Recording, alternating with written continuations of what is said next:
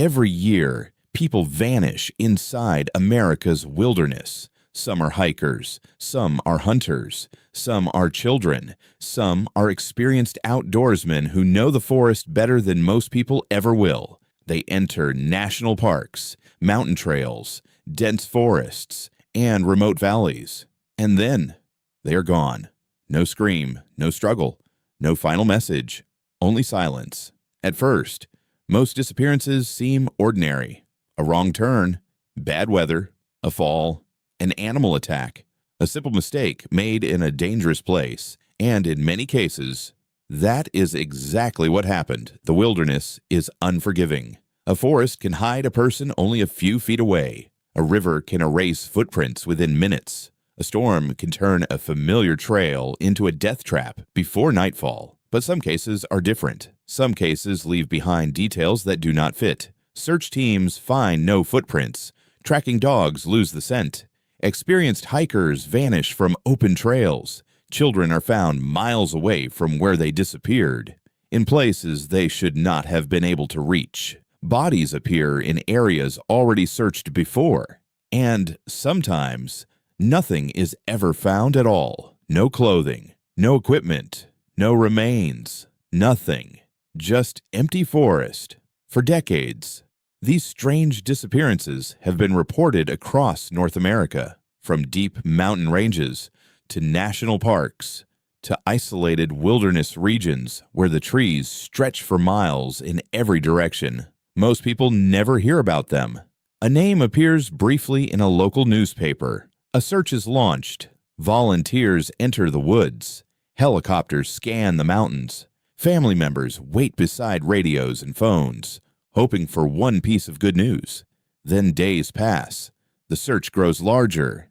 The weather changes. The trail grows colder. And eventually, the forest becomes quiet again. But for the families left behind, the silence never ends. Over time, researchers began noticing patterns. Certain disappearances seemed to happen near water, others near granite formations. Some occurred just before sudden weather changes, and in many cases, witnesses described the same strange feeling before something happened. The forest became silent. The air felt heavy. The birds stopped calling. The insects disappeared, and for reasons they could not explain, people felt watched, not imagined, not nervous, watched. Some witnesses described strange fog moving through the trees. Others reported distant lights above the mountains. Some heard voices where no people should have been. And a few claimed they saw figures standing near the tree line, motionless, silent, and gone a moment later. Skeptics say these stories have simple explanations. People get lost. People panic. Search teams miss evidence. Memory becomes unreliable after trauma. And perhaps, in many cases, that is true. But even experienced rescuers have admitted that certain cases still bother them because the evidence did not behave normally. The trails ended too suddenly. The terrain made no sense. The timeline did not fit. And the missing person seemed to disappear faster than anyone believed possible. This is where the mystery begins. Not with monsters. Not with certainty. Not with proof of anything supernatural. But with questions. Why do some people vanish without leaving a trace? Why do search dogs sometimes stop as if the scent has simply ended? Why are bodies discovered in places rescuers already searched? And why do so many witnesses describe the same silence before something strange happens? Maybe the wilderness is simply more dangerous than we want to believe. Maybe fear turns ordinary events into legends. Or maybe deep inside the forests and mountains of North America, there are things we still do not understand. Places where the rules feel different. Places where people step beyond the trail and never truly return. Tonight, we enter those places. The mountains, the forests, the fog, the missing, and the stories that still have no clear answer. Because every year, people vanish inside America's wilderness. And sometimes, the wilderness does not give them back. Washington State, far beyond the cities and highways of the Pacific Northwest. Mount Rainier rises above the wilderness like something ancient, more than 14,000 feet tall, covered in glaciers, volcanic rock, endless snowfields, and forests stretching for miles in every direction. During the day, the mountain attracts hikers, climbers, photographers, and tourists from around the world. But after sunset, the atmosphere changes. Fog drifts across the slopes, temperatures collapse without warning, and the wilderness surrounding the mountain becomes frighteningly isolated for generations. People living near Rainier describe the mountain with a strange mixture of admiration and fear.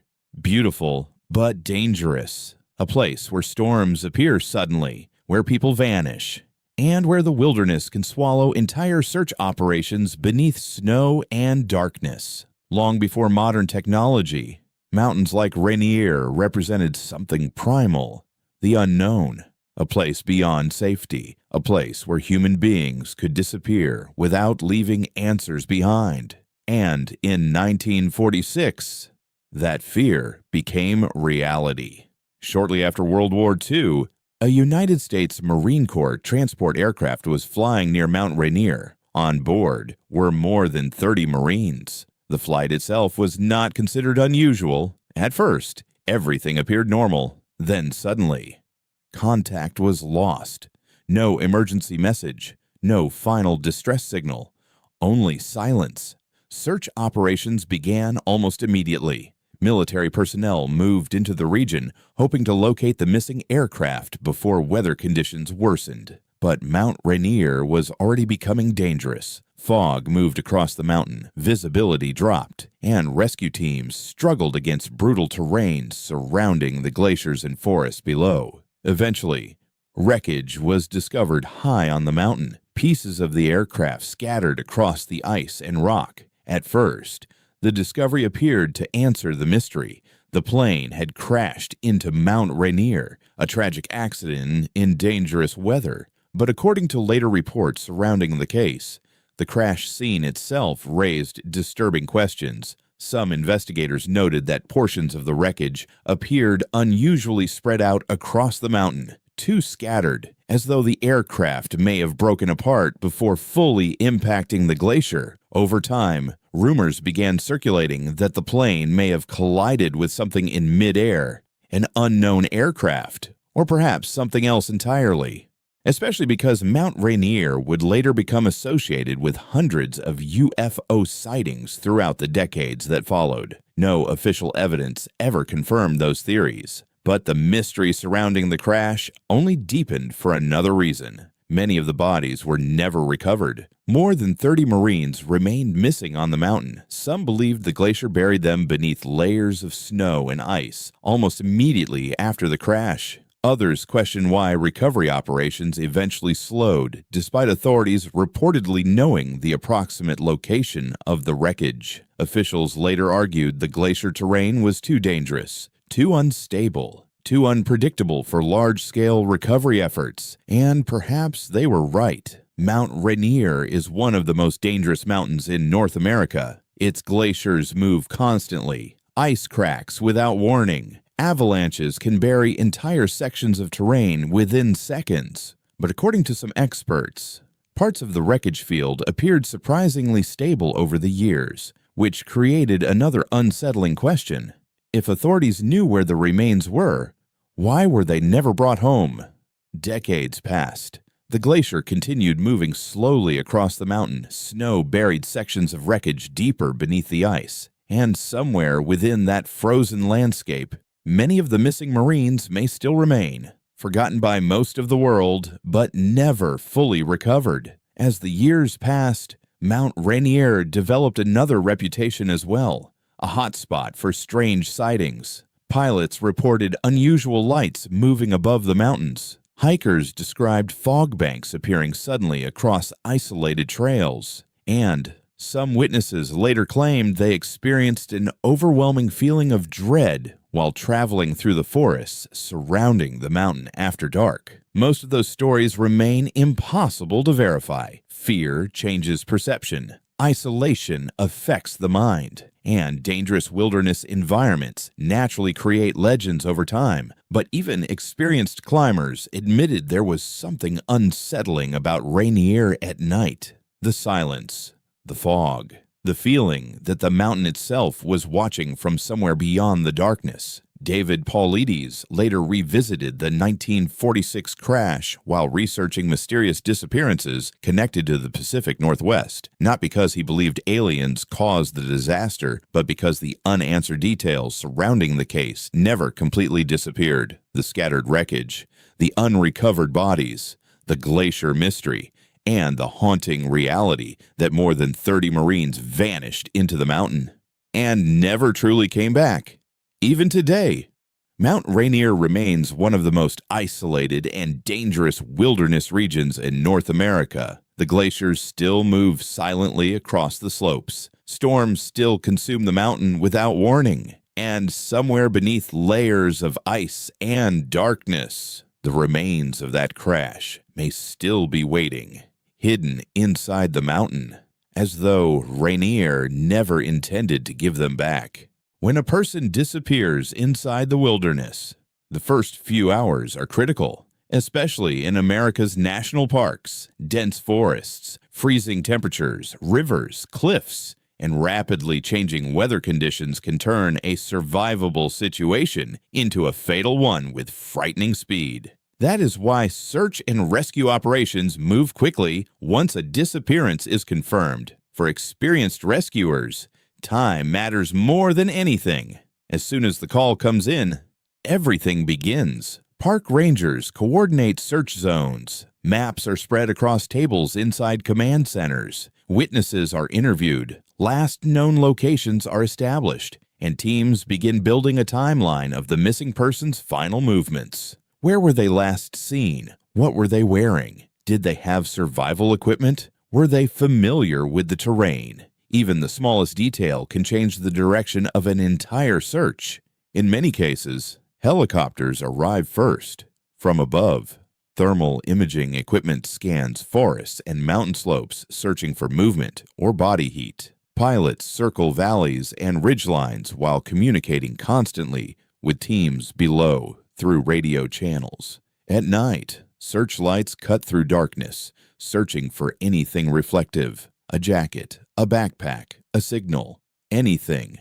On the ground, search teams move through wilderness in carefully organized patterns. Volunteers line up only feet apart from each other while walking through forests slowly and methodically. Every broken branch matters. Every footprint matters. Every sound matters. And perhaps the most important tools during many searches are the dogs. Search and rescue dogs are extraordinarily effective animals trained specifically to locate human scent across difficult terrain. Some dogs track live scent trails. Others specialize in locating human remains hidden beneath snow, vegetation, or water. Handlers trust these animals deeply because under normal circumstances, they work remarkably well. Experienced rescuers often describe wilderness recovery as a science built on patterns and probability. Lost hikers usually behave predictably. Children tend to move downhill. Injured people seek shelter. Panic creates recognizable movement patterns. And over decades, search and rescue personnel developed highly effective methods for locating missing individuals. Most disappearances are eventually solved. Most lost people are eventually found.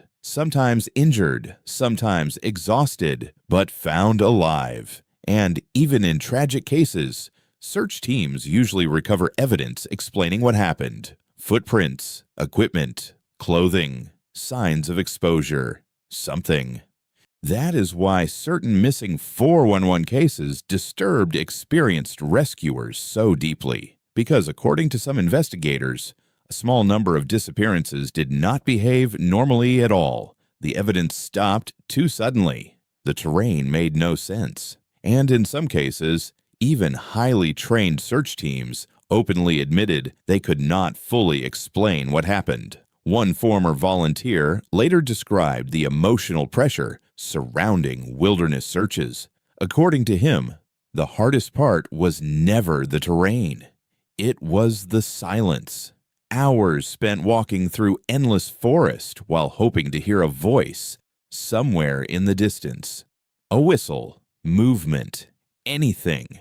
Because deep inside national parks, the wilderness can feel impossibly large. Mountains stretch for miles, forests absorb sound, and once darkness arrives, visibility collapses frighteningly fast. Yet, despite those dangers, search teams continue returning to the wilderness again and again. Helicopters lifting into storms, dogs tracking scent across freezing terrain, volunteers walking through forests for days at a time, searching for strangers they have never met. Because for rescuers, every missing person remains someone waiting to come home. And most of the time, they do. But not always. Because scattered throughout forests and mountain ranges across North America, there are cases where experienced rescuers found themselves facing something deeply unsettling. Cases where normal explanations slowly stopped making sense. Cases where the wilderness seemed to erase people without warning. And according to some search personnel, those are the cases they never forget. In most wilderness disappearances, people leave evidence behind. Footprints in mud, broken branches, disturbed vegetation, discarded equipment. Something that allows search teams to reconstruct where the missing person traveled. Even in harsh terrain, there is usually a trail. That is how experienced rescuers think. A missing person moved from one location to another, and somewhere between those points, evidence should exist. But according to numerous search personnel connected to certain missing 411 investigations, there were cases where the trail suddenly ended, not gradually, not confusingly, abruptly, as though the missing person simply vanished in the middle of the wilderness. One experienced tracker later described following a scent trail through dense forest for several miles. The dog remained focused the entire time, confident, fast, pulling hard through the trees as if following a clear direction. Then suddenly, the animal stopped. According to the handler, the dog began circling one small section of ground repeatedly while appearing visibly confused. The scent was gone, not weaker, gone. No continuation of movement, no new direction, nothing. At first, search teams assumed environmental conditions may have disrupted the trail. Rain, wind, temperature shifts, all normal obstacles during wilderness searches. But according to the handler, conditions had remained stable throughout the operation. The disappearance of the scent made no sense. And stories like that appeared repeatedly throughout some wilderness investigations. Tracking dogs refusing to continue into certain areas, animals becoming distressed for no visible reason, or scent trails ending suddenly in locations where there should have been clear evidence of continued movement. One rescue volunteer later recalled a disappearance involving a hiker near mountainous terrain in the Pacific Northwest. Search teams located partial tracks leading toward dense forest, but once rescuers entered the trees, the evidence vanished entirely. No footprints, no broken vegetation, no signs of injury or struggle. Nothing. According to the volunteer, the terrain itself made the situation even stranger. The ground was soft enough that footprints should have remained visible, especially after recent rain. Yet somehow, the trail simply stopped. Other rescuers described similar moments during large-scale searches. Hours spent carefully following clues through wilderness terrain, only for everything to suddenly disappear without explanation. No indication the missing person changed direction. No evidence they doubled back. Only a dead end deep within the forest. One experienced search coordinator later admitted those were the cases that disturbed teams most deeply, not because they believed something supernatural occurred, but because experienced rescuers understand how difficult it is for a human being to move through wilderness without leaving evidence behind. Especially while frightened, especially while injured, especially across wet ground or thick vegetation. And yet, some cases appeared to do exactly that. Of course, there are rational explanations. Wilderness environments are unpredictable. Wind destroys scent. Rain removes tracks. Animals disturb terrain. And even trained professionals make mistakes. Search and rescue experts emphasize this constantly because most wilderness mysteries eventually reveal ordinary explanations once all the evidence is understood. But according to some investigators, certain cases continued feeling profoundly incomplete, especially when multiple experienced trackers independently admitted confusion afterward. One search volunteer later described reaching a point during an operation where the entire team simply stopped moving, not because they found evidence, but because there was no evidence at all. The missing person had seemingly disappeared from the landscape itself. No trail leading deeper into the forest. No indication of direction. Nothing. The volunteer later admitted that was the moment the wilderness began feeling different. Larger, quieter, as though the forest itself had swallowed whatever happened there. Then there were the cases involving dead ends near rivers, cliffs, and remote mountain terrain. Search dogs occasionally track scent directly toward dangerous natural barriers, only for the trail to vanish completely nearby. Sometimes no body was ever recovered. Sometimes remains appeared much later in locations far from the original search area. And sometimes nothing was found at all, only unanswered questions remaining behind. David Paulides later highlighted many of these cases while discussing missing 411 investigations, not as proof of paranormal activity, but because the patterns surrounding certain disappearances repeatedly challenged ordinary search assumptions. The trails ended too suddenly, the evidence disappeared too completely, and experienced rescuers openly admitted they could not explain why. Perhaps those cases are simply the result of nature being far more chaotic and unpredictable than human beings realize. Perhaps the wilderness destroys evidence faster than search teams can react. Or perhaps there are moments deep inside isolated forests where something occurs that investigators still do not fully understand, because throughout mountains and wilderness regions across North America, there are cases where people seem to vanish in the middle of the trail itself. And, according to some rescuers, that is the moment the search truly becomes disturbing, when the trail ends and there is nowhere left to follow. As strange as some disappearances already seemed, many investigators became even more unsettled by where certain victims were eventually found, because according to numerous search and rescue reports, some recovery locations appeared almost impossible. Bodies discovered high above steep mountain terrain, children located miles away from where they vanished, victims recovered in remote wilderness areas requiring enormous physical effort to reach, and in many cases, experienced rescuers could not understand how those individuals arrived there at all. One of the most disturbing patterns connected to missing 411 investigations involves elevation. Search teams repeatedly discovered victims in locations far higher than expected. Steep ridges, mountain slopes, remote elevations difficult even for trained hikers.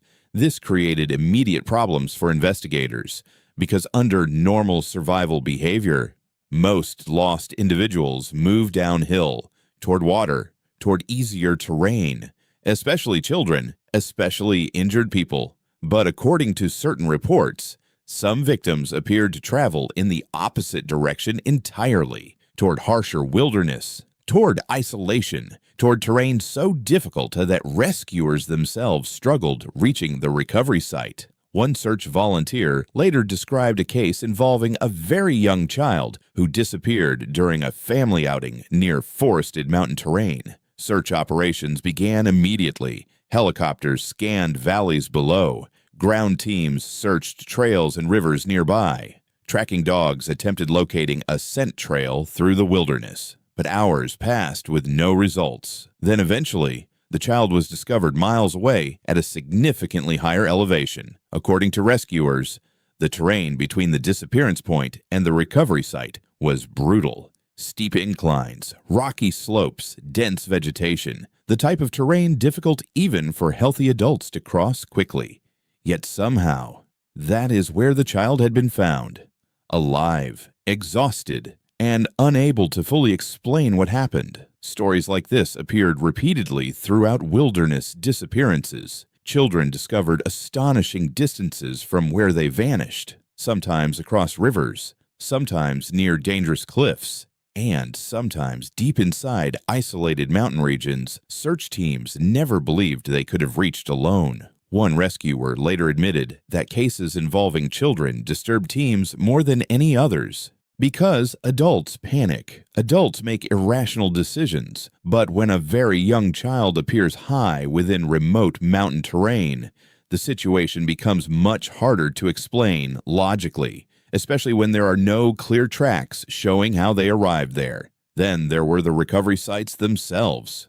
In some cases, victims were eventually discovered in locations search teams had already passed through earlier in the investigation, areas supposedly searched multiple times. At first, this appears impossible, but experienced rescuers acknowledge wilderness searches are incredibly difficult. Dense forests hide bodies easily, weather alters terrain constantly, and visibility changes depending on light, fog, vegetation, and elevation. Even so, certain cases still deeply unsettled the people involved in the recoveries. One volunteer later described climbing toward a recovery site high within mountainous terrain after several days of searching. According to him, the silence among the rescue team became immediate once they saw where the victim had been located, because none of them understood how the missing individual could realistically have reached that location.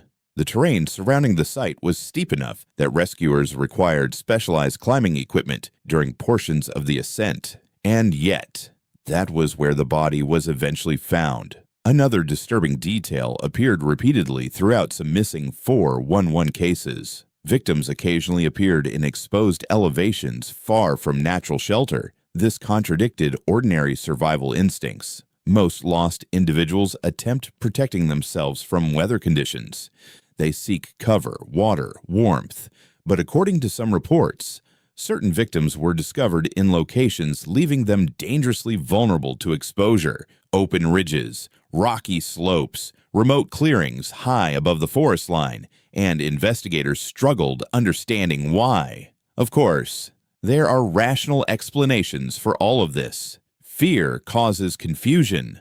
Hypothermia dramatically alters human judgment. People moving through wilderness terrain often become disoriented without realizing it. Search experts repeatedly emphasize these realities, and perhaps those explanations account for every one of these cases. But according to some search personnel, certain recoveries still felt profoundly wrong afterward. Not supernatural, not impossible, just deeply difficult to understand.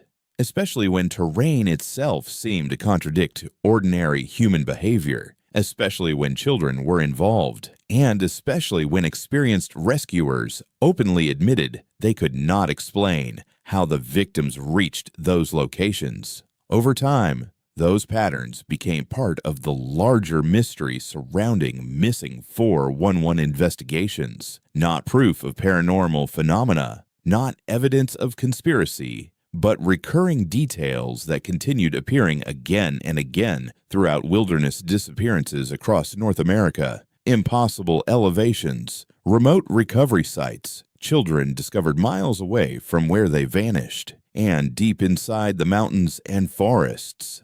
Places where the terrain itself seemed to challenge every normal explanation. In April of 2017, a young man named Jacob Gray disappeared near Olympic National Park in Washington state. At first, the case appeared straightforward, a missing traveler alone in dangerous wilderness terrain. But as investigators searched deeper into the disappearance, the details surrounding Jacob Gray slowly became one of the most unsettling missing 411 cases connected to the Pacific Northwest. Jacob was not inexperienced. Friends described him as athletic, intelligent, and comfortable outdoors. He had spent time traveling long distances by bicycle across remote regions of the United States, according to those who knew him. Jacob enjoyed adventure and solitude, Nothing about him suggested someone likely to panic easily in wilderness conditions. Then suddenly, he vanished. The first major clue appeared near a river. Jacob's bicycle was discovered abandoned beside the water, undamaged, left behind without explanation. To investigators, the theory seemed obvious. Jacob had likely fallen into the river and drowned. The rivers surrounding Olympic National Park are extremely dangerous. Cold temperatures, strong currents, rocky terrain. Even experienced outdoorsmen can disappear beneath the water within seconds. Search operations quickly focused on the river itself. Teams searched downstream extensively. Authorities examined nearby terrain. And, for a time, the drowning theory appeared to explain the disappearance, but according to later reports, Jacob's father never fully accepted that explanation. Something about the scene felt wrong to him. The bicycle, the lack of evidence, the silence surrounding the disappearance itself. So while official searches continued, his father reportedly conducted extensive searches along the river personally, day after day.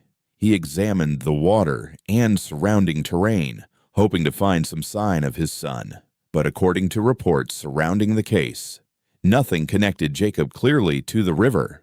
No body, no equipment carried downstream, no evidence confirming a drowning. And over time, the theory itself began feeling increasingly uncertain. Then the case became even stranger. Eventually, human remains identified as Jacob Gray were discovered far away from the original search area, not beside the river, but in a remote mountainous location difficult to access. According to reports, the terrain surrounding the recovery site raised immediate questions. Steep wilderness, dense forest, elevated terrain requiring enormous physical effort to reach. Search personnel reportedly struggled understanding how Jacob ended up there, especially if the river theory had been correct initially. The distance between the bicycle and the recovery site only deepened the mystery. Why leave the bicycle? Why move into remote mountain terrain? And perhaps most disturbing of all, why had search teams failed to locate him sooner? According to some investigators, the recovery site had not seemed like a logical location based on the original disappearance. And like many missing 411 cases, the timeline surrounding Jacob's movements became increasingly difficult to reconstruct clearly. Then came another unsettling detail. According to reports surrounding the recovery, Jacob's remains were found scattered across the area. Some investigators argued natural explanations remained possible. Animal activity, environmental exposure, weather, all common realities in wilderness recovery situations. But others believed the overall circumstances still made little sense, because every explanation seemed to create another unanswered question.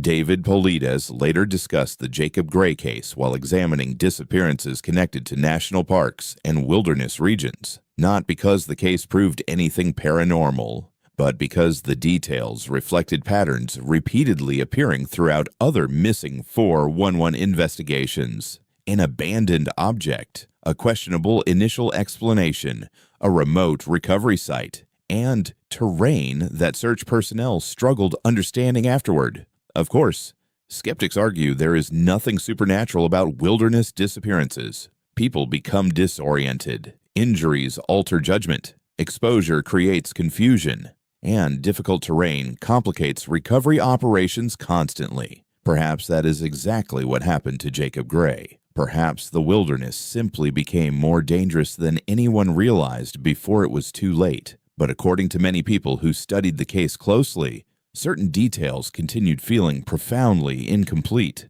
especially for Jacob's family, because when someone disappears, families search desperately for answers.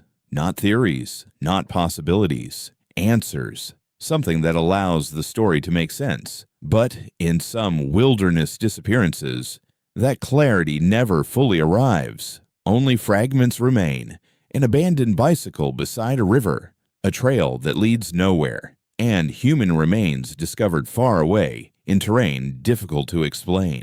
as though something important about the story is still missing. Even now, the forests surrounding Olympic National Park remain enormous and isolated. Cold rivers continue moving through the wilderness. Fog drifts between the trees after sunset, and somewhere beyond the trails, the unanswered questions surrounding Jacob Gray still remain. Why was the bicycle abandoned? Why was there so little evidence near the river? And how did he ultimately end up so far away from where investigators first believed he disappeared? To this day, nothing about the case fully makes sense. There is a feeling many experienced hikers rarely talk about openly, a moment deep inside the wilderness, when something suddenly changes, not visually, not physically, but instinctively. The forest begins feeling wrong. According to numerous witnesses connected to wilderness disappearances and unexplained encounters, that feeling often begins with silence. Complete silence. No birds, no insects, no movement in the trees, only stillness. At first, that may not sound unusual, but people who spend time outdoors understand something important about forests. They are never truly quiet. Even during the night, there is usually sound somewhere, wind moving through branches, insects hidden beneath leaves, distant animals, flowing water. The wilderness is constantly alive, which is why many witnesses became deeply disturbed when all of those sounds suddenly vanished at once. Hunters described entire forests going silent within seconds. Campers reported waking during the night to complete stillness surrounding their tents. And hikers searching isolated trails claimed the atmosphere sometimes shifted so abruptly that fear began setting in before they even understood why. One outdoorsman later described hiking alone through dense forest shortly before sunset. According to his account, everything had felt completely normal for hours. Birds moving through the trees, wind overhead, the sound of leaves beneath his boots. Then suddenly, everything stopped. No sound at all. At first, he assumed he was imagining it, but as the silence continued, he became increasingly uncomfortable. Not because he saw anything, but because instinct told him something nearby was wrong. The hiker later admitted he abandoned the trail and returned to his vehicle immediately. Even years later, he still could not explain why the experience frightened him so deeply. Stories like this appear repeatedly throughout wilderness encounter reports, especially in forests connected to missing 411 investigations. Witnesses often described sensing danger moments before strange events occurred, as though the environment itself changed first. Then came the fear, then the encounter. Some people later reported hearing unusual sounds immediately before the silence began. Heavy footsteps somewhere beyond the trees, branches snapping in the distance, low humming noises deep within the forest. Others claim the atmosphere itself felt physically different, colder, heavier, almost oppressive. And according to some witnesses, animals occasionally reacted as well. Dogs refusing to continue along trails, horses becoming agitated, wildlife disappearing completely from the surrounding area. Of course, there are rational explanations for these experiences. Predators can silence nearby animals. Human fear heightens awareness. Isolation affects perception, especially after dark, especially alone in dangerous wilderness terrain. But according to many witnesses, the feeling went beyond ordinary fear. Several hikers later described an overwhelming sensation that something was watching them from inside the forest. Not briefly, continuously, as though something hidden moved nearby while remaining just outside visibility. One camper recalled hearing movement around his tent shortly after midnight in a remote section of forest. At first, he assumed it was an animal, but according to his account, the footsteps sounded strangely deliberate, slow, measured, circling the campsite repeatedly without approaching fully. Then suddenly, the forest became completely silent. No wind, no insects, nothing. The camper later admitted that was the moment genuine panic began setting in, because whatever moved outside no longer sounded like an animal. And yet, when he finally forced himself to look outside the tent, there was nothing there, only darkness between the trees. Another witness described driving alone through a forest road late at night when the atmosphere inside the vehicle suddenly changed. The radio filled with static. The surrounding woods appeared unnaturally dark, and despite the windows being closed, the temperature inside the car seemed to drop within seconds. Then he noticed something standing near the tree line beside the road, tall, motionless, watching the vehicle from the darkness. The witness later admitted he could never clearly explain what he saw, and perhaps exhaustion or fear distorted his perception. But according to him, the silence before the sighting remained the detail he remembered most clearly, because it felt unnatural, as though the forest itself had stopped breathing. David Paulides and other investigators later noted that unusual environmental sensations appear repeatedly throughout many wilderness encounter reports: silence, sudden dread, atmospheric shifts, and strange emotional reactions occurring moments before disappearances or sightings. Some researchers believe these experiences simply reflect human survival instincts. Perhaps people unconsciously recognize danger before consciously understanding it. But others argue the consistency of these reports remains difficult to ignore entirely, especially when witnesses separated by geography and decades describe nearly identical experiences: fear before encounters, silence before sightings, and the overwhelming feeling that something unseen is moving nearby inside the wilderness. Perhaps these moments are only psychological, the result of isolation, darkness, and fear interacting deep inside the human mind. Or perhaps human instinct occasionally recognizes danger long before the eyes can see it clearly, because throughout forests stretching across North America, there are people who insist they sensed something moments before strange events unfolded, something hidden beyond the trees, something silent, something watching, and, according to many of them, the silence was always the first sign. Fog is common in wilderness environments, especially in mountainous regions. Cold air collides with moisture, temperatures shift rapidly, and within minutes, entire forests can disappear beneath thick gray mist. Most hikers understand this.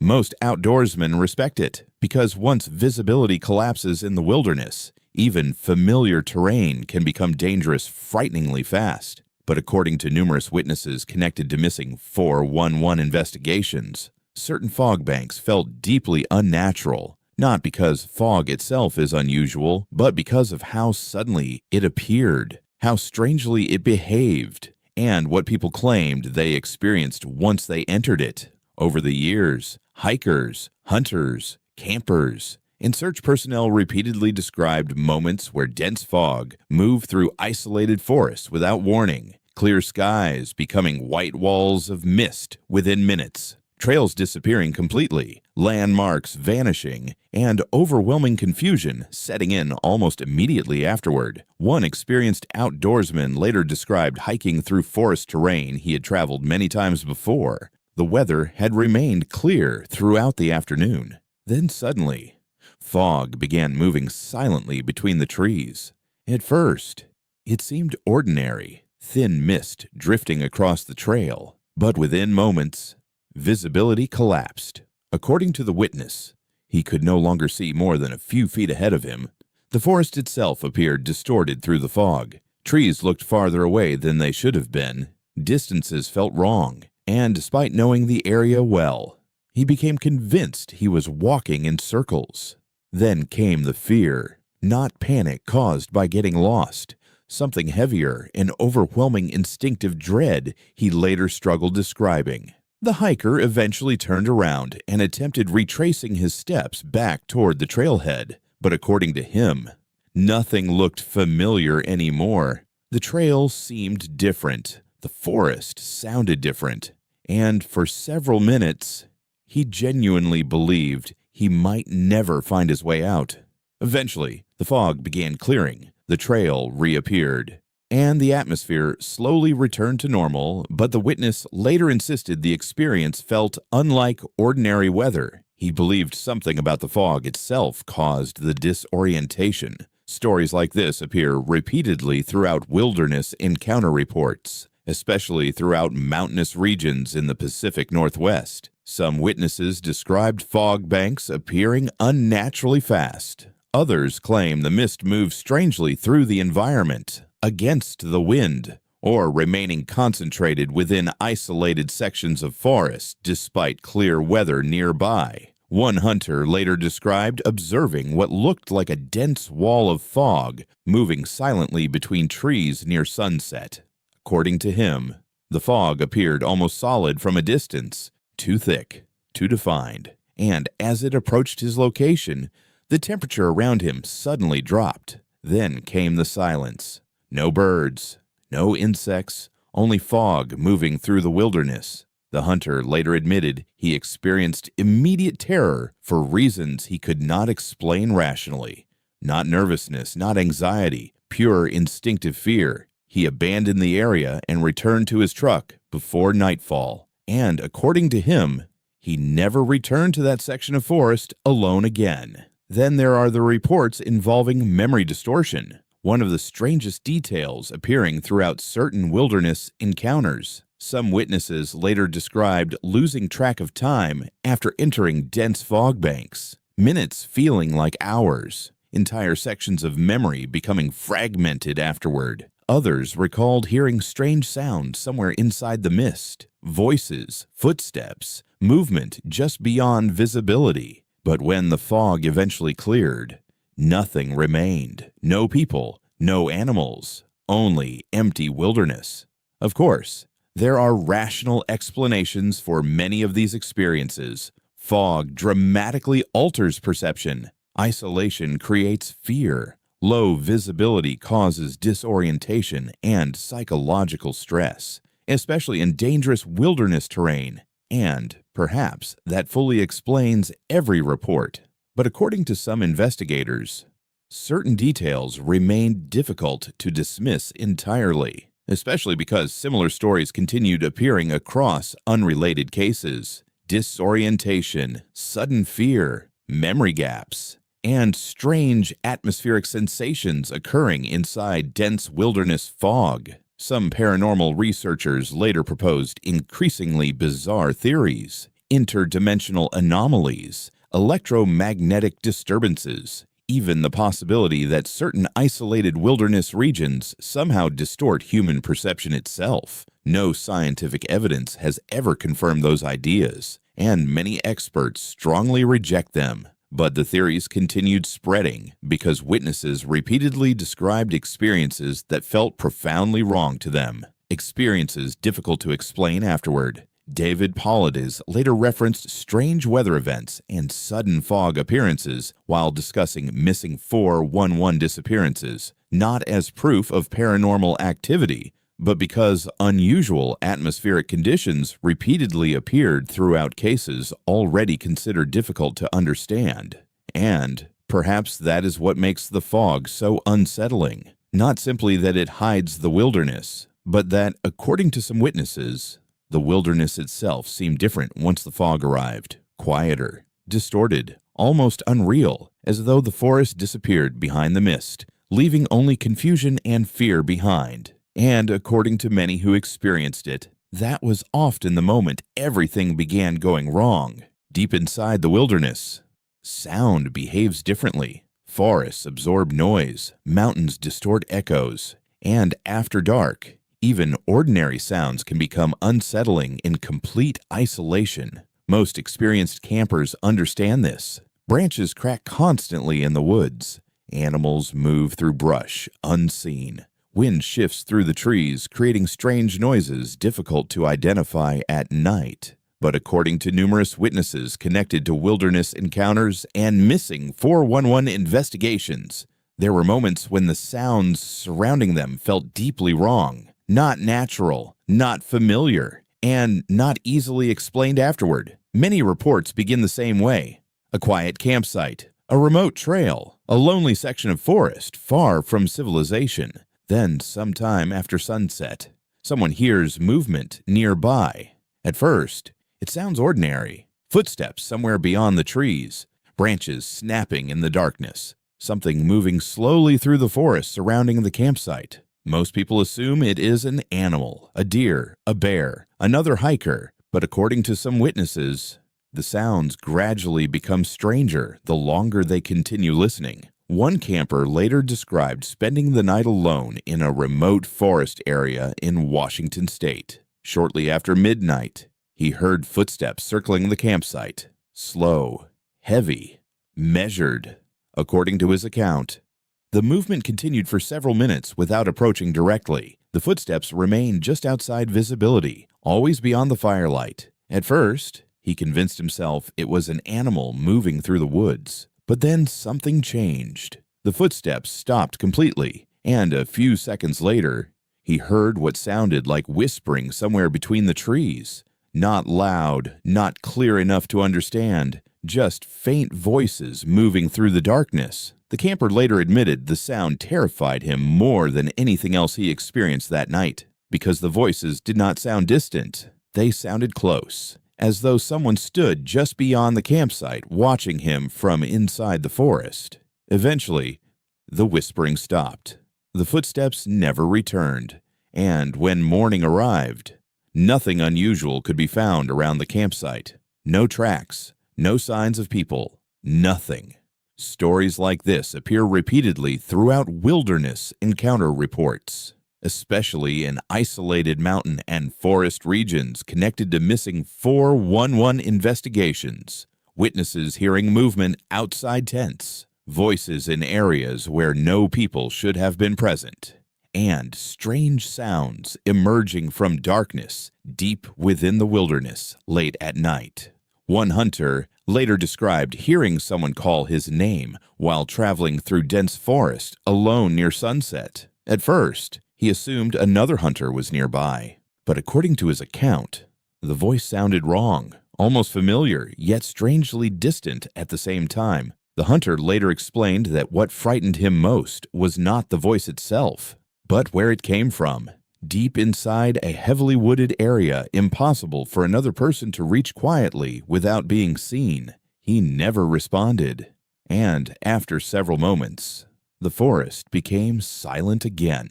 Another witness described waking during the night after hearing movement around a remote campsite high in mountainous terrain. At first, only footsteps, then breathing.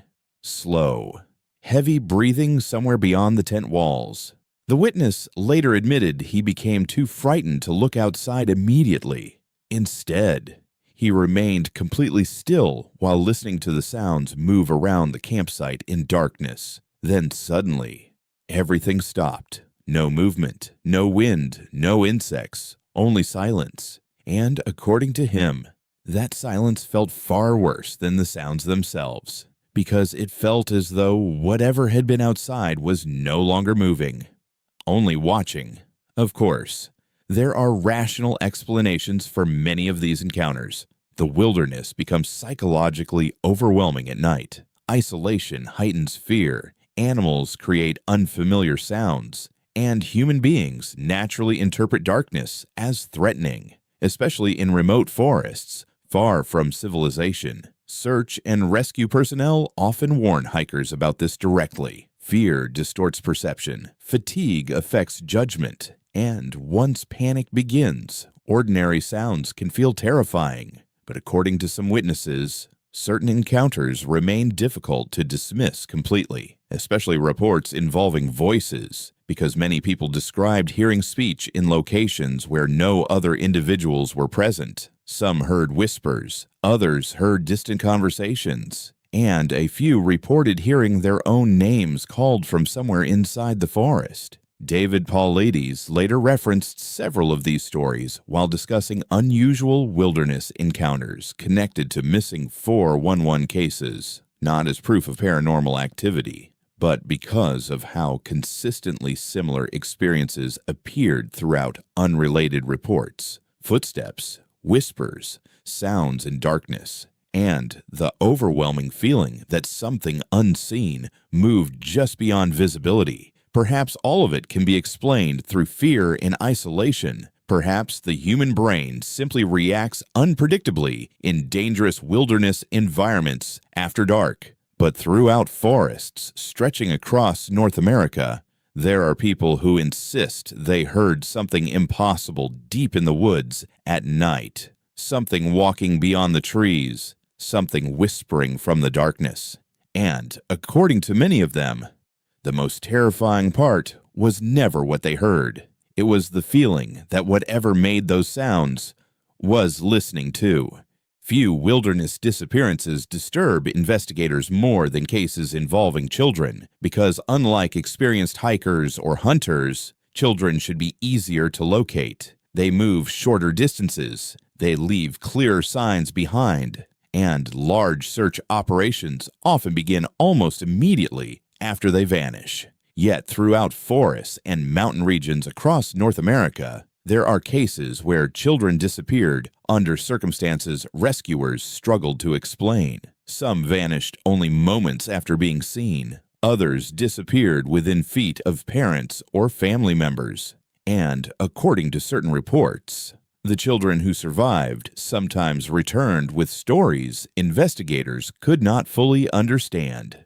One of the most unsettling patterns connected to missing 411 investigations involves children being discovered impossibly far from where they vanished, miles away, across rough terrain, sometimes at higher elevations, difficult even for trained adults to reach quickly. One rescue volunteer later described a case involving a very young child who disappeared during a family outing near mountainous forest terrain. Search operations began immediately. Helicopters scanned valleys. Tracking dogs moved through the woods. Dozens of volunteers searched nearby trails for hours, but the child was nowhere to be found. Then, eventually, the child was discovered alive several miles away, high within remote wilderness terrain. According to rescuers, the location itself made very little sense. The route between the disappearance point and the recovery site included steep inclines, rocky terrain, and dense vegetation difficult even for experienced hikers. Yet, somehow, that was where the child had been found, alive, cold, confused, but unable to clearly explain how they arrived there. Stories like this appeared repeatedly throughout wilderness disappearance reports. Children discovered astonishing distances from where they vanished, sometimes across rivers, sometimes near dangerous cliffs, and often in locations search teams never expected them to reach. But perhaps even stranger than the distances were the stories some children later told afterward. One child reportedly described being accompanied through the wilderness by a strange figure after disappearing in the forest. According to reports surrounding the case, the child claimed someone carried or guided them through the mountains during the night. At one point, the figure allegedly hid the child while search teams passed nearby, calling their name. The child survived, but investigators never identified anyone matching the description. Another child later described encountering what they called a bear-like figure while lost in the wilderness. According to rescuers, the child appeared surprisingly calm while recounting the experience afterward. Not terrified, not panicked, simply confused. Some investigators interpreted the description literally. Others believed the child may have encountered an animal or distorted memories through trauma and exhaustion. But the story continued circulating because similar accounts appeared throughout unrelated cases involving children lost in remote wilderness areas. Then there were the memory gaps, one of the strangest details repeatedly reported by surviving children. Many struggled remembering large portions of what happened while they were missing. Entire nights becoming unclear, hours disappearing completely from memory. Some children later described falling asleep unexpectedly deep inside the wilderness. Others recalled hearing voices or movement in the forest before everything became fragmented and confusing afterward. And in several cases, the children appeared strangely calm despite surviving situations investigators considered deeply traumatic. Of course, there are rational explanations for these reactions. Trauma affects memory severely. Fear distorts perception. Hypothermia causes confusion and hallucinations. especially in young children. Search experts repeatedly caution against interpreting fragmented childhood memories too literally after dangerous experiences. And perhaps those explanations fully account for every case, but according to some investigators, certain stories remain difficult to dismiss entirely, especially when combined with the unusual terrain and distances involved in many recoveries. One search volunteer later admitted that child disappearance cases disturbed rescuers more than any others because adults panic. Adults behave irrationally, but children found miles away in harsh mountain terrain create questions difficult to answer cleanly, especially when there are no tracks showing how they traveled there, especially when tracking dogs lose the trail completely, and especially when the children themselves cannot fully explain what happened afterward. David Paulides later highlighted several of these cases while discussing missing 411 investigations, not because the stories proved paranormal activity, but because recurring patterns continued appearing throughout unrelated disappearances. Memory gaps, strange descriptions, and children recovered from locations rescuers struggled understanding logically. Perhaps the wilderness simply becomes overwhelming and confusing for young minds under stress. Perhaps fear and isolation create distorted memories difficult to separate from imagination afterward. Or perhaps there are moments deep inside forests and mountains where children experience something they cannot fully describe once they return. Because throughout North America, there are children who vanished into the wilderness and came back different, unable to explain where they went, unable to explain who they encountered, and unable to remember everything that happened while they were gone. For many people, the wilderness is peaceful, a place to escape noise, cities, and crowds. Hikers travel into the mountains searching for solitude. Hunters spend days alone deep inside forests. Campers sleep beneath open skies, far from civilization. And most return home with ordinary stories, cold nights, long trails, wildlife moving through the trees. But according to numerous witnesses connected to missing 411 investigations and unexplained wilderness encounters, some experiences stayed with them for the rest of their lives. Not because they clearly understood what happened, but because they could not explain the fear they felt afterward. Over the years, researchers collected testimonies from hikers, hunters, campers, search volunteers, and outdoorsmen across North America. Many of the stories sounded different on the surface, different locations, different decades, different people, yet strange similarities appeared repeatedly. Silence before encounters, the feeling of being watched, sudden fear without visible cause, and the overwhelming sense that something hidden was moving nearby inside the wilderness. One experienced hiker later described traveling alone through forest terrain near Mount Rainier shortly before sunset. According to his account, the trail had been completely normal for hours. Birds moving overhead, wind through the trees, the sound of water nearby. Then suddenly, everything stopped. No sound at all. At first, he assumed a predator animal may have entered the area, but according to the witness, the silence continued for far too long, and as it did, he became increasingly uncomfortable. The hiker later admitted that fear arrived before he saw anything unusual, an instinctive dread difficult to explain rationally. Then he noticed movement near the tree line ahead of him. Tall, motionless, partially hidden behind the trees. The witness could never clearly describe what he saw, only that it did not appear normal. Within seconds, the figure disappeared into the forest. The hiker immediately turned around and left the trail before dark. Even years later, he still refused to hike that section of wilderness alone. Another testimony came from a hunter who spent much of his life in remote mountain terrain throughout the Pacific Northwest. According to him, he was comfortable alone in the wilderness. Animals never frightened him. Darkness never frightened him.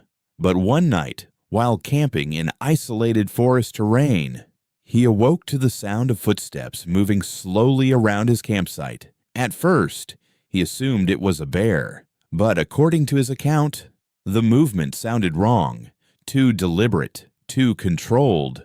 The footsteps circled the campsite repeatedly without approaching fully. Then came the silence. Complete silence. The hunter later admitted that was the moment genuine panic began setting in, because he suddenly felt certain something outside the tent was watching him. Not hunting, watching. He eventually forced himself to look outside with a flashlight, but according to him, nothing was there. No animal, no tracks. Only darkness and trees surrounding the campsite. Stories like this appear repeatedly throughout witness testimonies connected to wilderness encounters. Campers hearing voices in remote forests. Hikers reporting strange lights above mountain ridges. Search volunteers describing overwhelming feelings of dread during rescue operations. And many witnesses later admitted they avoided speaking publicly about their experiences for years afterward. Not because they wanted attention, but because they feared sounding irrational. One former search volunteer later described participating in a wilderness recovery operation where several members of the team suddenly became uncomfortable in the same isolated section of forest. According to him, nobody initially said anything, but eventually one volunteer quietly admitted the area felt wrong. Then another agreed, then another. The volunteer later explained that nothing visible caused the reaction. No sounds, no movement, only an overwhelming sense that they should leave immediately. The recovery operation continued, but according to him, the feeling remained impossible to forget afterward. Of course, there are rational explanations for all of these experiences. Fear affects perception. Isolation heightens awareness. Darkness distorts judgment. And wilderness environments naturally trigger primal survival instincts within the human mind. Search experts and psychologists frequently emphasize this, and perhaps that explanation accounts for every testimony.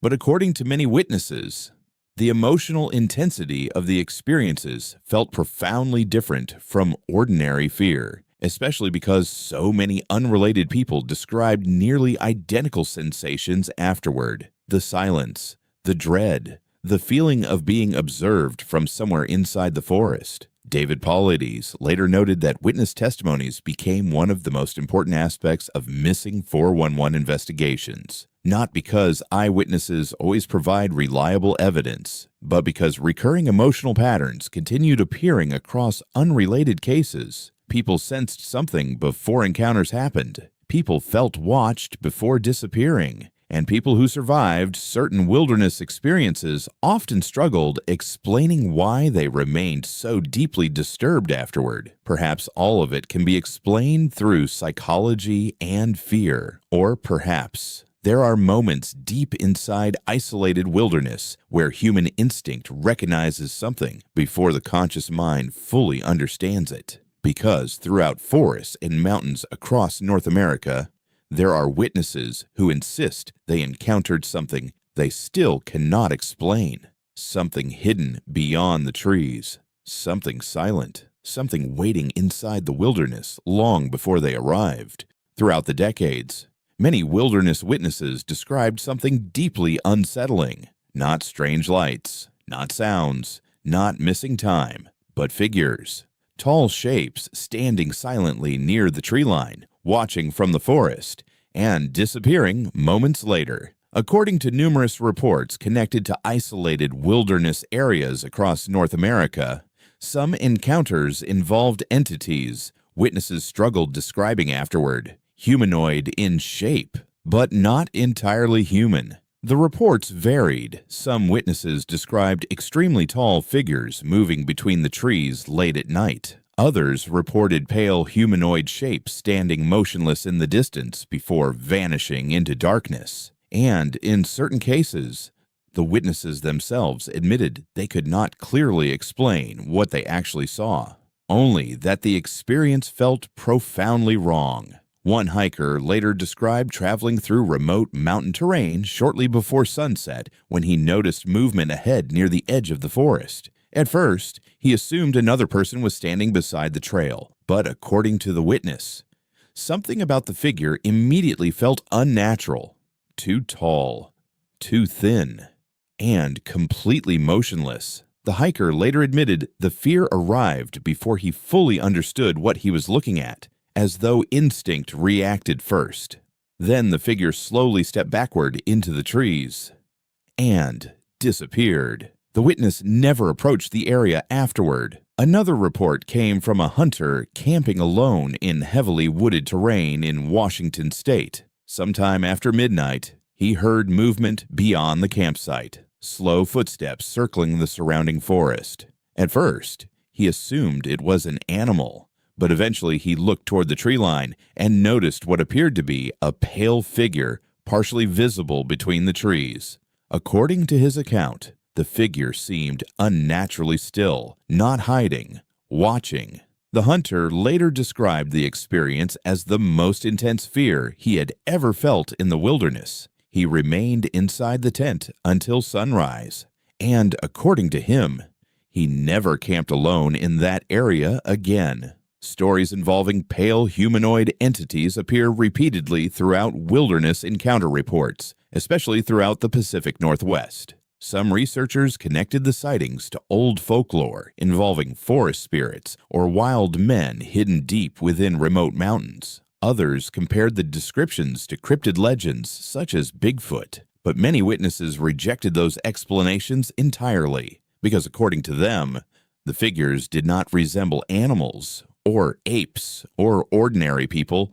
They resembled something unfamiliar, something almost human, but not completely. One witness later described driving through isolated forest roads late at night when headlights briefly illuminated a tall figure standing near the trees.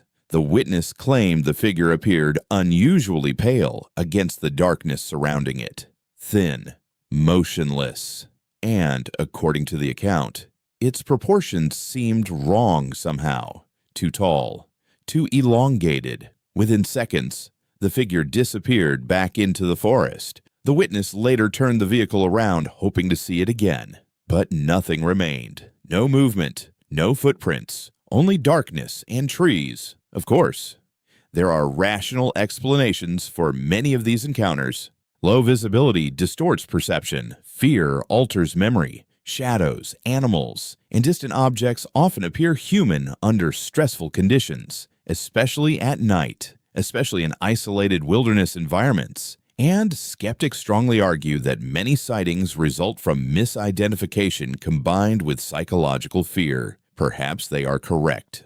But according to some witnesses, the emotional reaction surrounding these encounters remained difficult to dismiss afterward, not because they clearly identified what they saw, but because the experience itself felt deeply unnatural. Several witnesses later admitted the most terrifying detail was not the appearance of the figure itself, but the overwhelming certainty that it had been watching them long before they noticed it. David Paulides and other investigators occasionally referenced humanoid sightings while discussing strange wilderness encounters connected to missing 411 cases, not as proof of paranormal entities, but because similar descriptions repeatedly appeared throughout unrelated reports: tall figures, pale shapes, motionless silhouettes standing near the tree line. And, almost always, the same emotional response followed: sudden fear, silence in the forest,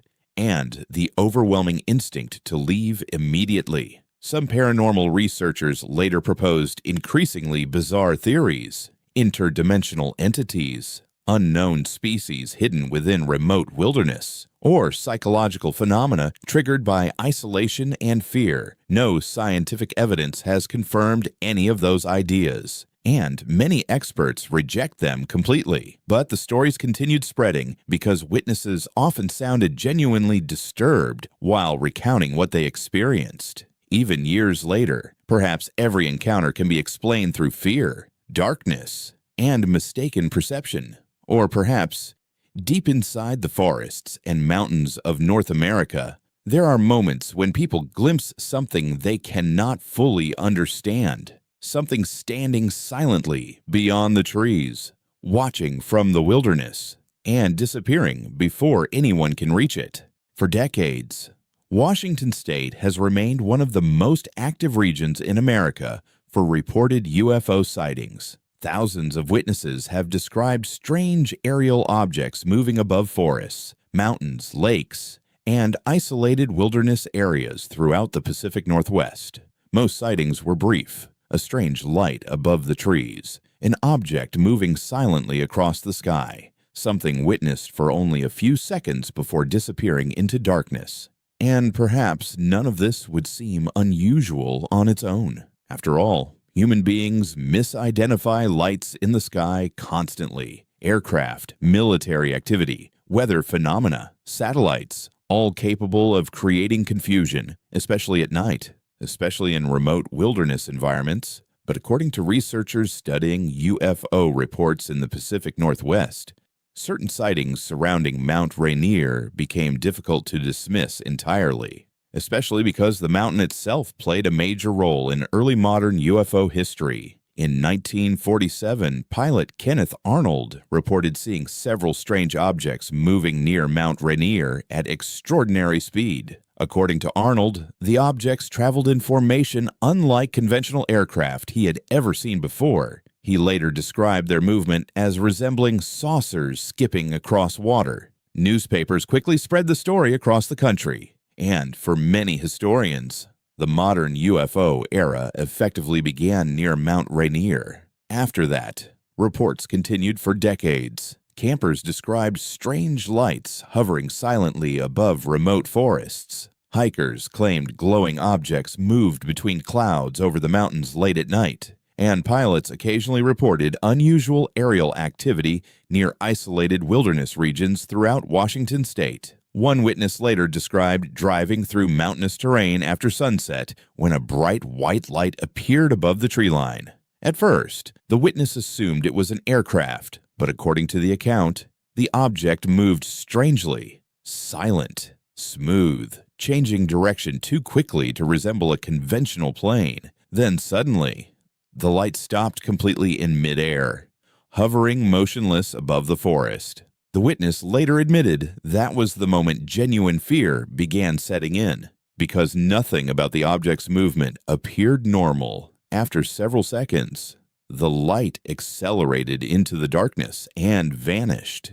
Another report came from campers staying near Mount Rainier during the late summer. According to their testimony, they noticed multiple lights moving slowly above the mountain shortly after midnight. At first, the group assumed helicopters were conducting search operations nearby, but the lights made no sound, and according to the witnesses, the objects occasionally changed direction instantly without slowing down. One camper later described the movement as unnatural, too controlled, too precise. The lights eventually disappeared behind clouds surrounding the mountain. But according to the group, the experience remained impossible to forget afterward. Stories involving strange aerial lights appear repeatedly throughout wilderness encounter reports connected to Washington state, especially near mountains, especially near isolated forests, and especially near regions already associated with disappearances and unexplained activity.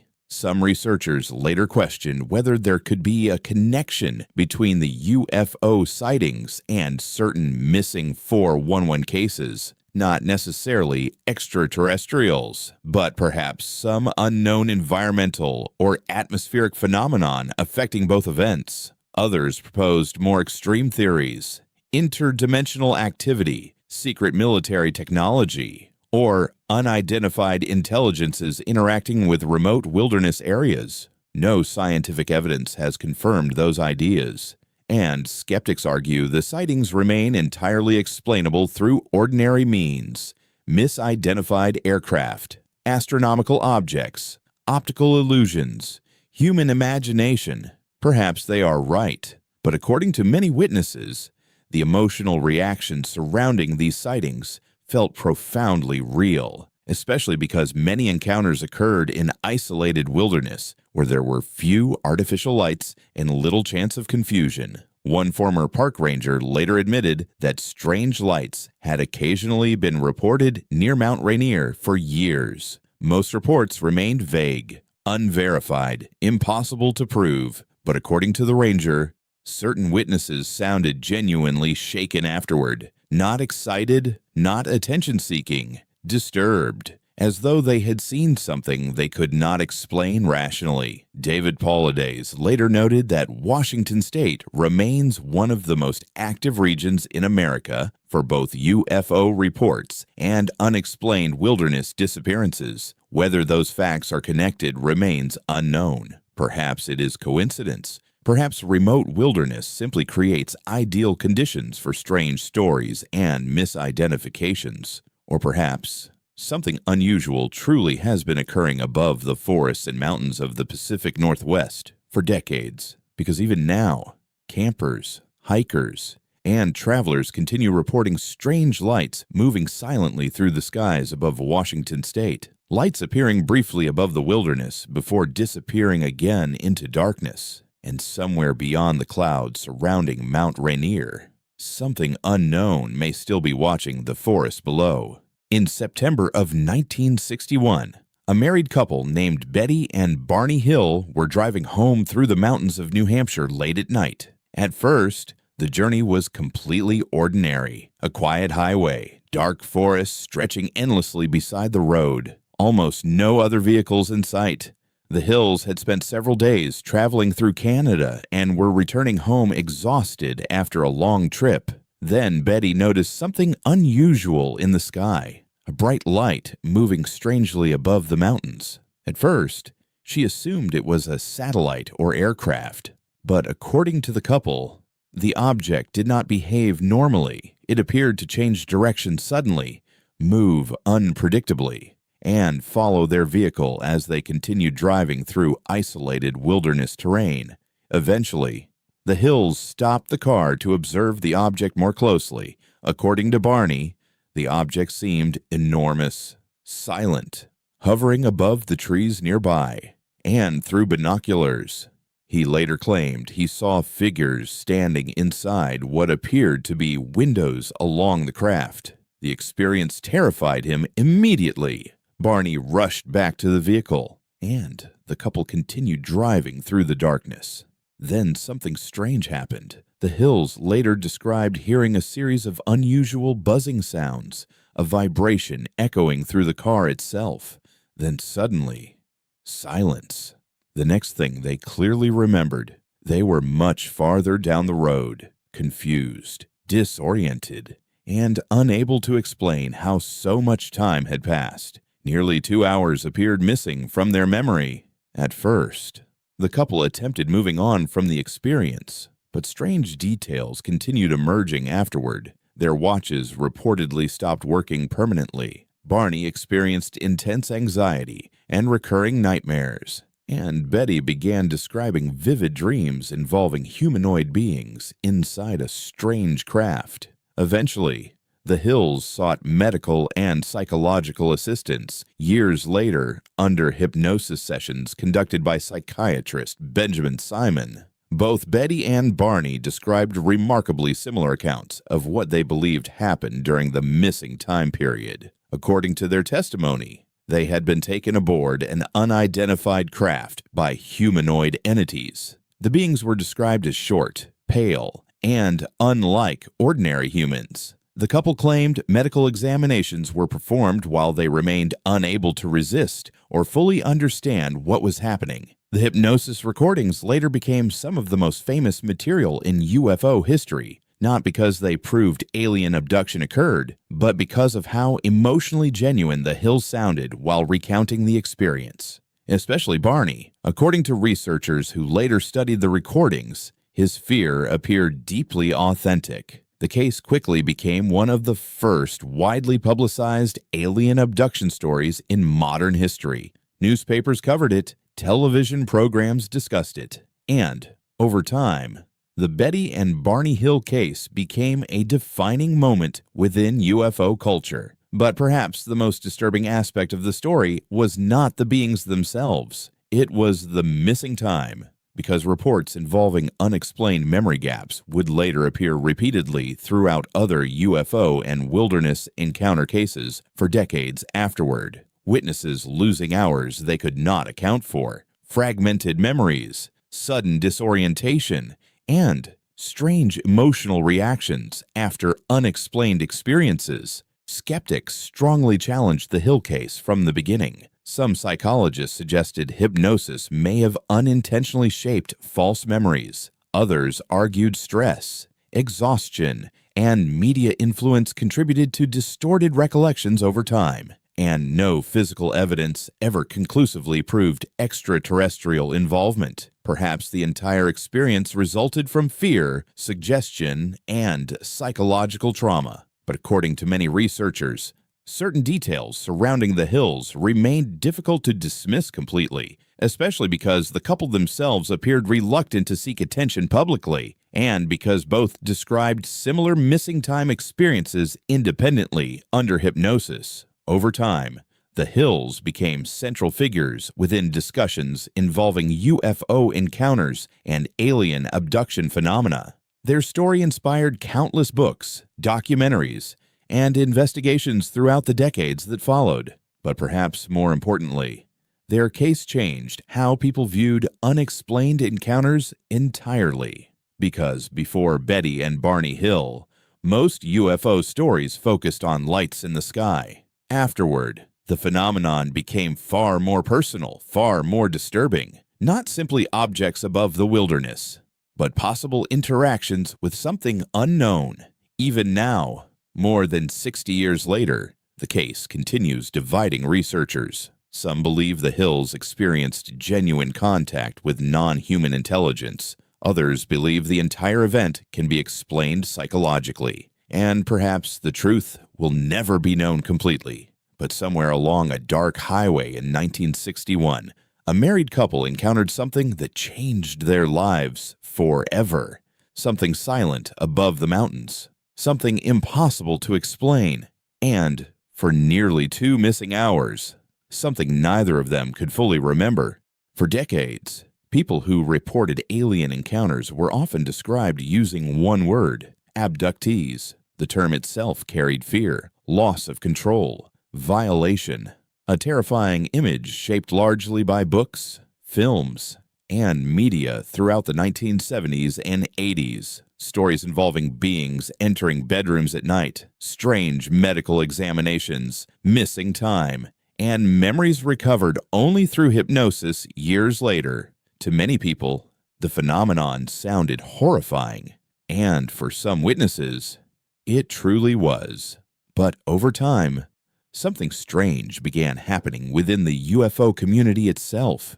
Many individuals who claimed repeated encounters no longer wanted to be called abductees at all. Instead, they began using a different word: experiencers. The shift may seem small, but according to researchers studying the phenomenon, it changed the entire emotional tone surrounding these reports. Because many witnesses no longer describe the encounters purely as attacks. Some describe them as contact, a relationship, an interaction they did not fully understand, but no longer viewed entirely through fear. One filmmaker and researcher later attended support groups involving individuals who claimed repeated encounters with non-human entities. At first, he expected trauma, terror, people desperate for the experiences to stop.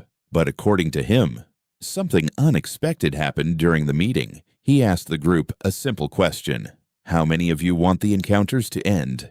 And, according to his account, not a single hand went up.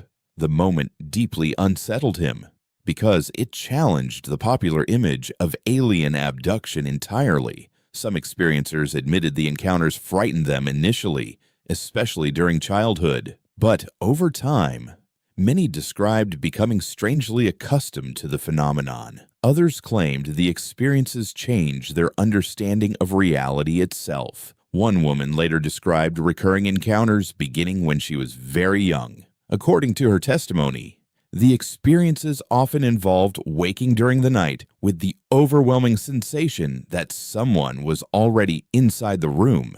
Not human, watching silently from the darkness. At first, she believed the experiences were nightmares, but as she grew older, the events reportedly continued, always similar, always accompanied by missing time and fragmented memory. Eventually, she joined a support group hoping to understand what was happening. Instead of ridicule, she encountered dozens of people describing nearly identical experiences, memory gaps, strange dreams, the sensation of being observed, and recurring encounters stretching across decades. Another experiencer later described seeing unusual lights outside his home repeatedly throughout childhood. At first, his family dismissed the events entirely, but according to him, the sightings continued for years. Then came the dreams, strange rooms, humanoid figures, the overwhelming sensation that something was attempting communication rather than violence.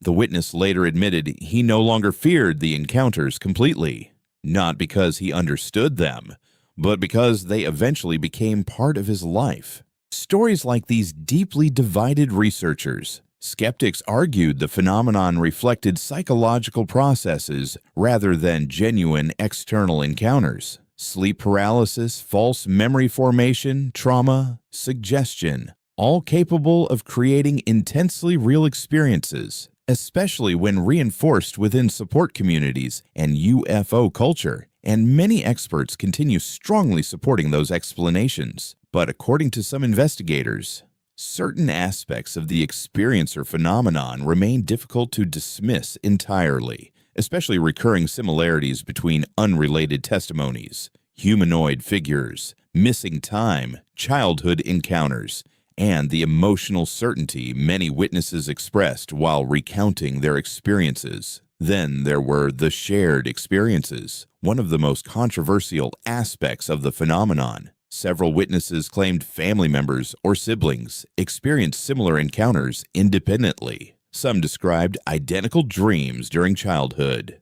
Others recalled seeing the same strange lights or entities years before discussing the events openly with one another. No scientific explanation has fully resolved those claims. And critics argue memory contamination and suggestion likely influenced many stories over time. Perhaps that is true, but the emotional impact on the experiencers themselves often remained undeniably real. Some developed lifelong anxiety, others became obsessed with understanding what happened to them, and a few described the encounters as spiritually transformative. David Paulides and other researchers occasionally noted overlaps between wilderness disappearances, UFO sightings, and experiencer reports, not as proof of extraterrestrial involvement, but because themes involving missing time, fear, and strange encounters repeatedly appeared throughout multiple unexplained phenomena. Perhaps all of these stories are psychological, the result of human beings attempting to explain fear and uncertainty through myth and imagination. Or perhaps something unknown has interacted with humanity for far longer than most people realize. Something silent, something observing, something certain individuals believe they encountered more than once, because throughout the decades, there have been people who claimed the experiences never truly ended, only changed, and according to many of them, the most disturbing part was not the fear. It was the feeling that whatever contacted them had always intended to return. As the missing 411 phenomenon grew more widely discussed, some researchers began proposing increasingly strange explanations for the disappearances. At first, most theories remained grounded in reality: weather, hypothermia, animal attacks, human error, and in many cases, those explanations were likely correct. But according to certain investigators, some disappearances continued raising questions difficult to answer through ordinary wilderness accidents alone. How do experienced hikers vanish without leaving trails behind? Why are victims sometimes discovered miles away in impossible terrain? Why do witnesses repeatedly describe strange fog, silence, and memory gaps before encounters occur? And perhaps most unsettling of all, Why do so many unrelated stories contain similar details? Over time, these questions led some paranormal researchers toward far stranger possibilities. One of the most controversial became known simply as the portal theory. The idea itself sounds almost impossible. Certain wilderness regions may contain locations where reality behaves unpredictably, places where space, time, or perception somehow distort, areas where people can disappear suddenly, as though stepping briefly outside ordinary reality itself. No scientific evidence has ever proven such places exist, and most experts reject the theory completely. But among paranormal researchers, the idea continued spreading because of the strange patterns appearing throughout wilderness encounter reports, especially stories involving missing time. One witness later described hiking through isolated forest terrain when he encountered an unusual fog bank moving silently between the trees. According to his account, the atmosphere changed immediately once he entered the mist. The forest became silent. The air felt unnaturally heavy, and for several moments, he experienced overwhelming disorientation despite knowing the trail well. Then suddenly, the fog cleared, but according to the witness, something was wrong. The sunlight looked different. The forest itself seemed strangely unfamiliar, and when he eventually returned to civilization, he realized several hours had passed that he could not fully account for. Researchers later connected stories like this to broader theories involving reality distortion and interdimensional phenomena. The idea that certain locations may somehow alter human perception or awareness, perhaps temporarily, perhaps more severely. Others proposed electromagnetic anomalies within mountainous terrain might affect the brain directly. Strong magnetic fields, geological activity, environmental conditions capable of producing confusion, hallucinations, and distorted time perception. These explanations remain controversial, but they are at least grounded within known science. The paranormal versions of the theory became far stranger. Some researchers suggested the disappearances may involve brief openings between dimensions or realities,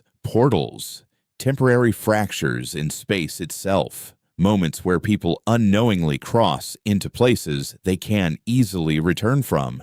Again, there is absolutely no verified scientific evidence supporting these claims, but the theories continued growing because witnesses repeatedly described experiences that felt profoundly unreal. Memory gaps, sudden environmental changes, distorted sounds, the overwhelming sensation that something about the wilderness itself had shifted. One outdoorsman later described becoming lost during a hunting trip, despite traveling terrain he knew extremely well. According to him, the forest suddenly appeared unfamiliar without warning.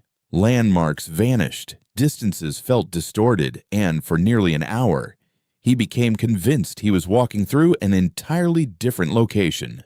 Then suddenly, everything returned to normal. The trail reappeared, the atmosphere changed, and the witness later admitted the experience felt less like getting lost and more like briefly stepping into somewhere else entirely. Stories like this appear repeatedly throughout paranormal wilderness reports. People describing reality itself feeling wrong, sounds becoming distorted, time behaving strangely, and environments changing in ways difficult to explain afterward. Skeptics strongly reject all of these interpretations, and reasonably so. Fear, isolation, exhaustion, dehydration, and hypothermia dramatically affect human perception. The wilderness can easily create experiences that feel surreal and terrifying without involving anything supernatural at all. Psychologists and survival experts emphasize this constantly. Perhaps every story connected to the portal theory can be explained through stress and environmental confusion. But according to some researchers,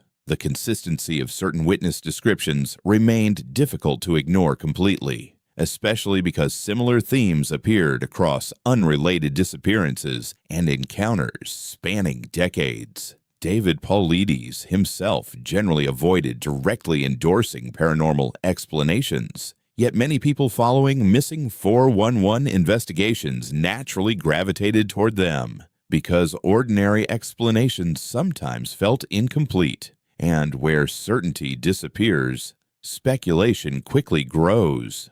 Perhaps there are no portals hidden inside forests and mountains. Perhaps the human mind simply struggles to process extreme isolation and fear. Or perhaps deep within remote wilderness areas untouched by civilization, there are places where reality occasionally feels thinner than it should. Places where people become disoriented in ways they cannot fully explain afterward. Places where time seems to disappear. And places where some people vanish without ever fully returning again. For decades, the biggest question surrounding UFO encounters was simple. Are they real? But over time, another question slowly became even more unsettling. If something truly is interacting with humanity, why? Why appear above isolated forests and mountains? Why involve missing time, recurring encounters, and stories repeated by witnesses across generations? And why do so many experiencers describe the phenomenon as intentional, not random, not accidental, purposeful? Over the years, researchers proposed countless theories attempting to explain what these encounters might represent. Extraterrestrials from distant worlds, interdimensional intelligences, unknown species hidden from humanity, or psychological phenomena misunderstood as external contact. But one theory in particular deeply fascinated many investigators because of how strange and strangely plausible it sounded. The future human theory. According to this idea, the beings reported throughout many encounter stories may not be extraterrestrials at all. They may be future versions of humanity itself, descendants of human beings returning from some distant point in time. The theory gained attention partly through anthropologist Dr. Michael Masters, who suggested certain descriptions associated with alien encounters resemble what human evolution itself might eventually produce. Large eyes, thin bodies, reduced muscle structure, fragile physical appearance, features adapted not for physical survival, but for intelligence and technology. According to the theory, future humans may have developed the ability to travel across time itself. And if that were true, their interest in present-day humanity might involve something extremely specific: genetic material. Many experiencers throughout the decades described recurring themes involving medical examinations during alleged encounters. Blood samples, skin samples, reproductive procedures, and strange clinical environments inside unidentified craft. For skeptics, these accounts represent psychological narratives shaped by culture and media. But for believers, the consistency of those details became deeply unsettling, especially because similar descriptions appeared across unrelated testimonies separated by decades. Some researchers proposed that future humans may require genetic diversity from earlier versions of humanity in order to survive. Perhaps environmental collapse, disease, or technological evolution altered humanity dramatically over time. And according to the theory, they may be returning to study or preserve their own origins. Again, there is absolutely no scientific evidence proving any of this. The theory remains highly speculative, and many scientists reject it entirely. But within the UFO research community, the idea continued spreading because it offered something unusual. An explanation that did not rely on distant alien civilizations traveling impossible distances across space. Instead, it suggested the phenomenon may already be connected to humanity itself. One experiencer later described recurring dreams involving humanoid figures who seemed strangely familiar rather than entirely alien. According to the witness, the beings communicated emotion more than language, and despite the fear surrounding the encounters, the witness repeatedly sensed the entities viewed humanity with a strange mixture of curiosity and concern. Other experiencers described similar feelings: not hatred, not invasion, observation, as though humanity itself was being monitored over long periods of time for reasons still unknown. Then there are the reports involving warnings, one of the strangest recurring details throughout certain encounter stories. Witnesses occasionally claimed entities communicated concerns involving environmental destruction, nuclear weapons, or the future survival of humanity itself. Skeptics argue these themes simply reflect modern human anxieties projected into encounter narratives, and perhaps they do. But the repetition of those ideas across unrelated testimonies continued fueling speculation. Some researchers proposed that if the phenomenon is real, its purpose may not be conquest or invasion at all, but observation, preservation, or intervention at specific moments throughout human history. Others rejected the extraterrestrial interpretation entirely and argued the encounters may represent interactions with consciousness itself, not physical beings, but phenomena humanity still lacks the ability to fully understand scientifically. David Paulides and investigators connected to missing 411 rarely focus directly on extraterrestrial theories, yet overlaps between wilderness disappearances, strange lights, missing time, and experiencer reports caused many followers of the phenomenon to connect the stories together naturally, especially in isolated wilderness regions where so many unexplained events appeared to overlap. Perhaps all of these theories are wrong. Perhaps UFO encounters reflect psychology, folklore, and fear interacting within the modern world. Or perhaps humanity has been witnessing fragments of something real for far longer than anyone realizes. Something intelligent, something observing, something returning again and again throughout history for reasons still unknown. And if that is true, then perhaps the most unsettling question is no longer whether they exist, but why they keep coming back. One of the reasons the missing 411 phenomenon continues attracting attention is not simply because people disappear. People have always disappeared in the wilderness.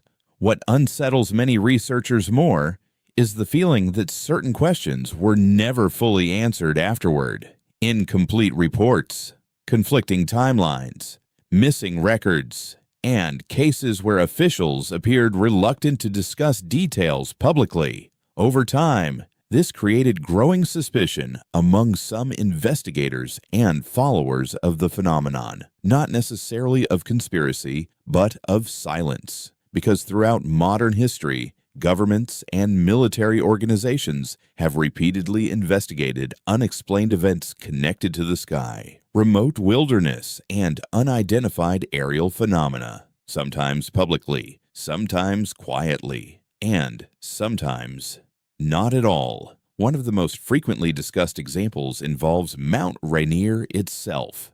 The 1946 Marine transport plane crash remained deeply unsettling to many researchers for one specific reason. Authorities reportedly knew where portions of the wreckage and missing remains were located. Yet decades later, many of the bodies were still never recovered. Officials argued the glacier surrounding the site was too dangerous, too unstable for large-scale recovery operations. And perhaps that explanation was completely legitimate. Mount Rainier is an extraordinarily dangerous mountain, but according to some experts familiar with the wreckage field, parts of the crash site appeared surprisingly stable over time, which led to a disturbing question. If the location was known, why were the Marines never brought home? For families of the missing out, the question never fully disappeared. Then there are the records themselves. Researchers investigating unexplained disappearances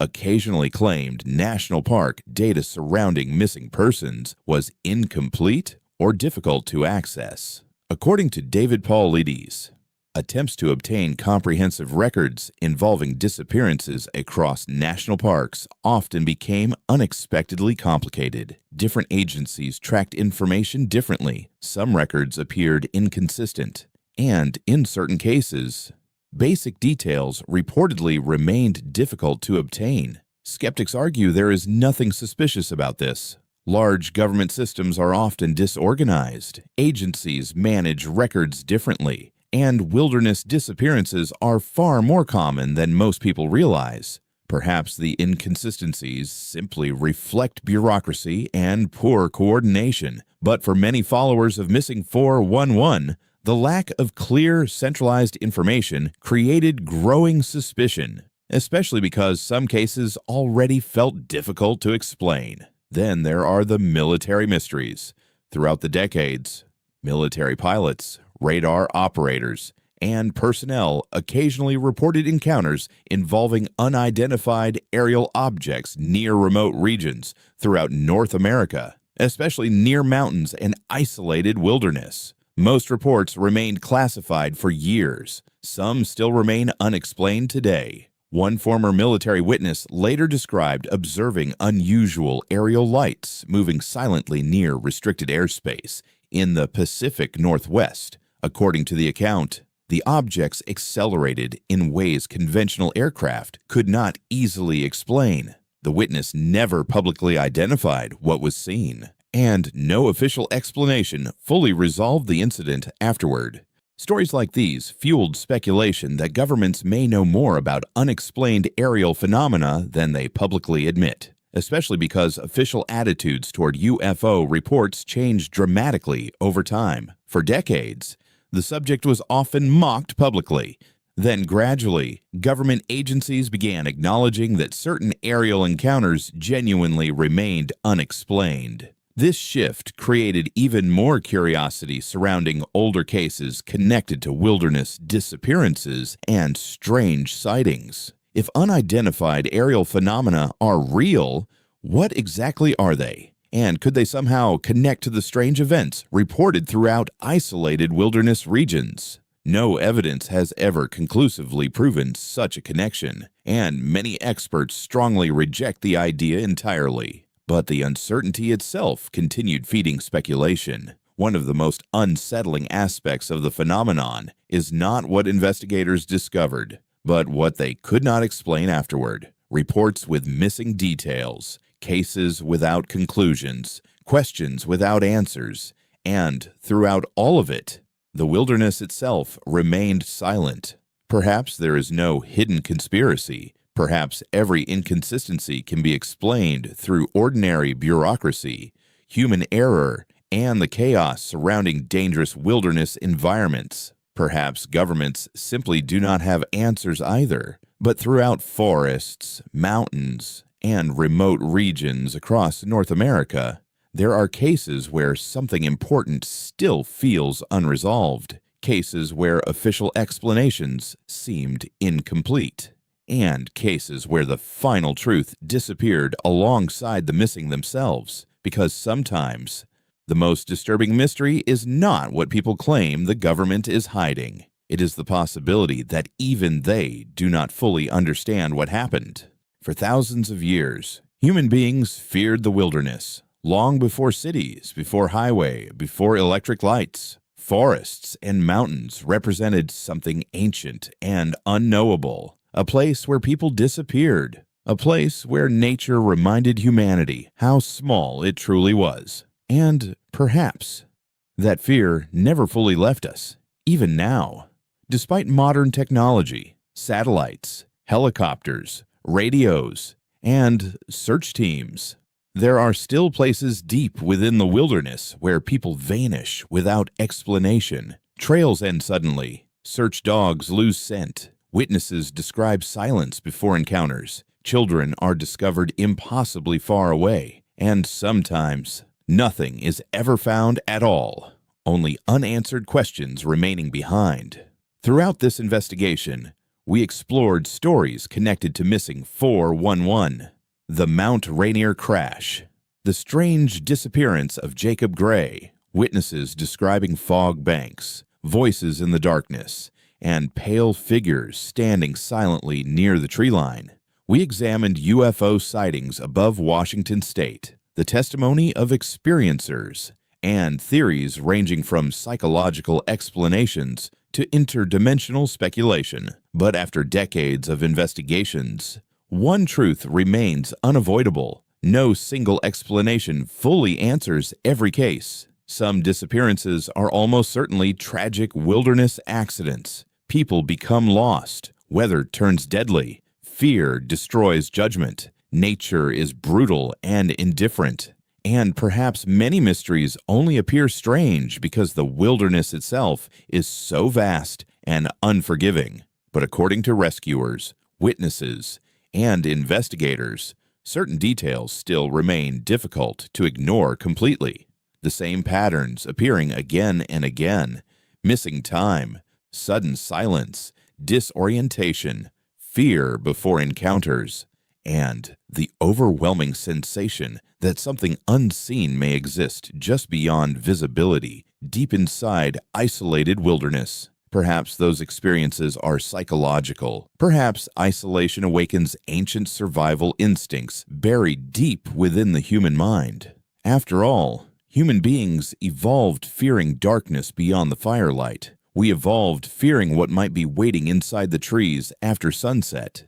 And maybe that instinct simply becomes stronger in places where civilization disappears. But even if that is true, the fear itself remains real, because there are witnesses who still refuse returning to certain forests, campers who remember hearing footsteps outside their tents late at night, hunters who insist they saw figures watching silently from the tree line, and families who never received answers after loved ones vanished into the wilderness without leaving a trace behind.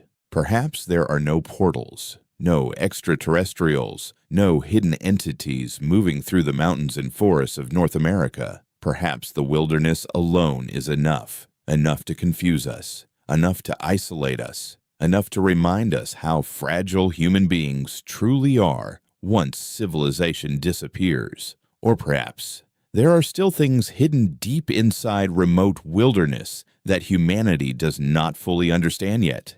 Things glimpsed only briefly, moments difficult to explain afterward. A strange light above the mountains, a voice in the darkness, a trail ending where it should not, and somewhere beyond the forests and glaciers, beyond the fog drifting silently through the trees, there are places where the world still feels older than us. Places where silence itself becomes unsettling, places where instinct whispers that something is wrong, and places where people continue disappearing, year after year, without clear explanation. Maybe the wilderness keeps no secrets at all, or maybe, somewhere deep beyond the last trail marker, something is still waiting, watching from the darkness, silent, unseen, and hidden far beyond the reach of the searchlights, because even now, the wilderness continues taking people, and sometimes it never gives them back.